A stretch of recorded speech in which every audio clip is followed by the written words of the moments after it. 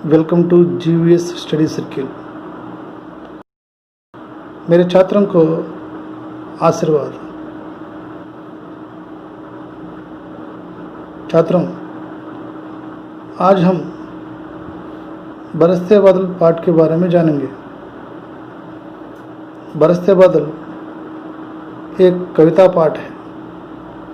इस पाठ के लेखक श्री सुमित्रानंद पंत है। इस पाठ का उद्देश्य है कि प्रकृति के प्रति काव्य रचनाओं को प्रोत्साहन के साथ साथ सौंदर्य बोध कराना, मनोरंजन की भावना जगाना और प्रकृति संरक्षण के लिए प्रेरित करना इसका उद्देश्य है। ఇప్పుడు మనం దీని తెలుగు వివరణ చూద్దాం। ప్రకృతి పట్ల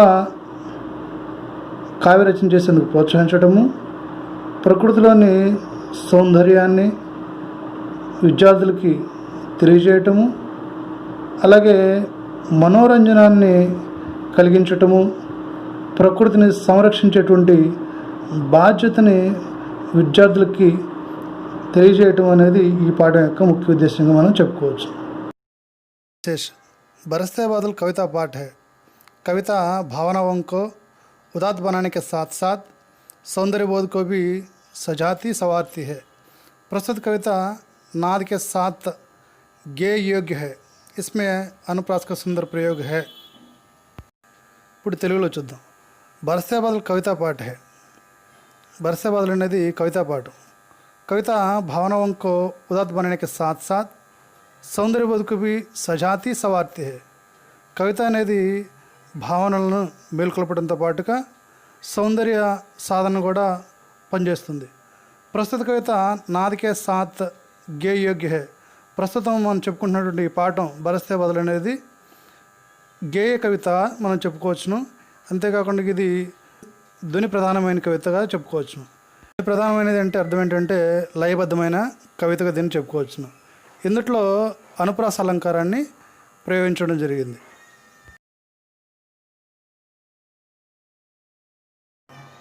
प्रकृति के बेजोड़ कवि माने जाने वाले सुमित्रानंद पंत का जन्म 20 मई सन 1900 में आलमड़ी जिला के कौसानी गांव में हुआ। 7 वर्ष की उम्र में ही स्कूल में काव्य पाठ के लिए पुरस्कृत किए गए थे। साहित्य लेखन के लिए इन्हें साहित्य अकादमी, सोवियत रूस और चिदम्बरा काव्य के लिए ज्ञानपीठ पुरस्कार दिया गया। इनकी प्रमुख रचनाएं हैं वीणा, ग्रंथि, पल्लव, गुंजन, युगांत, ग्राम्या, स्वर्ण किरण, कला और बूढ़ा चांद तथा चिदम्बरा आदि। इनका निधन सन 1977 में हुआ। ఇప్పుడు మనం కవి సుమిత్రానంద్ పంత్ గారి గురించి తెలుగులో తెలుసుకుందాం।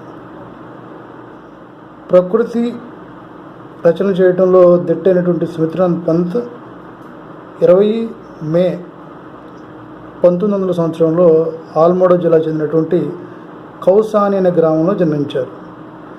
7 సంవత్సరాల వయసు నుంచే ఆయన స్కూల్లో కావ్య రచన చేయడం అనేది బిగిన్ చేశారు। అందుకోసం ఆయన్ని స్కూల్లో సన్మానించడం, మెచ్చుకోవడం కూడా జరిగింది।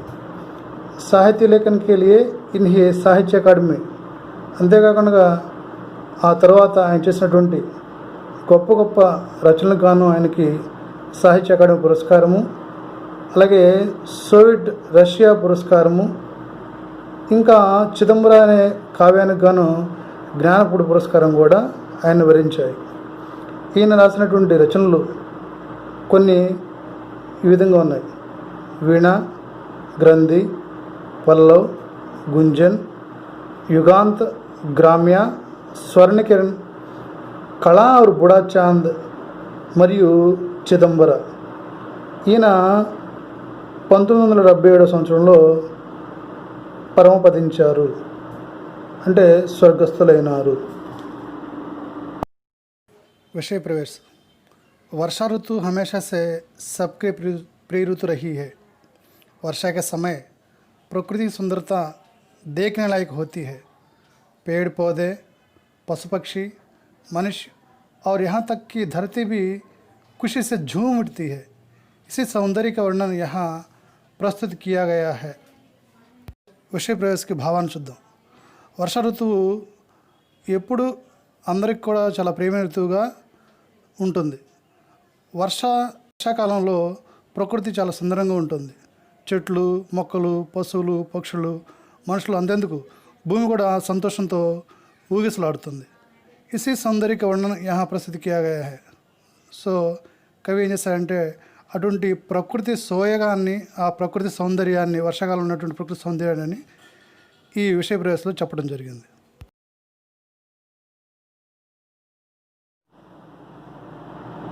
झम झम झम झम मेघ बरसते हैं सावन के, चम चम चम चम गिरती बूंदे तरुण से चनके, चम चम बिजली चमक रही रे उर में घन के, थम थम दिन के तम में सपने जगते मन के, तम तम दिन के तम में सपने जगते मन के. ఇప్పుడు మనం ఈ పోయం యొక్క తెలుగు అర్థాన్ని చూద్దాం.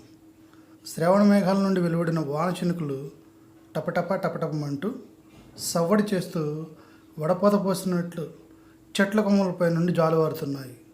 మేఘాల మెడలో మిలమిలా మెరుపు మెరుస్తుంది. పట్టపగటి నిశ్శబ్దపు చీకట్లో కనులు కళ్ళకంటున్నాయి అని కవి సుమిత్రానంద్ పంత్ శ్రావణ మేఘాలను చాలా చక్కగా వర్ణించడం జరిగింది.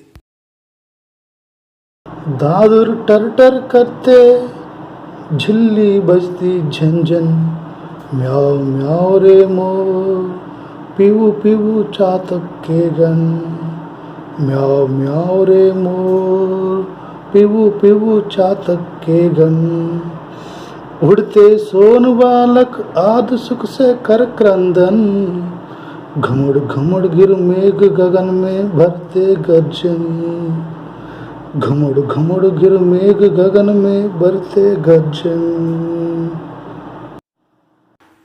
ఇప్పుడు ఈ రెండో పోయం యొక్క భావార్థం తెలుగులో చూద్దాం. కప్పల బెకబెకలు, కీచురాళ్ల సవ్వడులు, నెమళ్ల సోయగాలు, చాతపక్షుల పదనిసలు, కొంగల ఆక్రందనలు, ఆకాశంలో పరిభ్రమిస్తున్న మేఘాల గర్జనలు ఆయుగొలిపిస్తున్నాయని కవి ప్రకృతిలోని జీవ జంతువులు అవి చేసే ధ్వనులను చాలా చక్కగా అందంగా వివరించారు.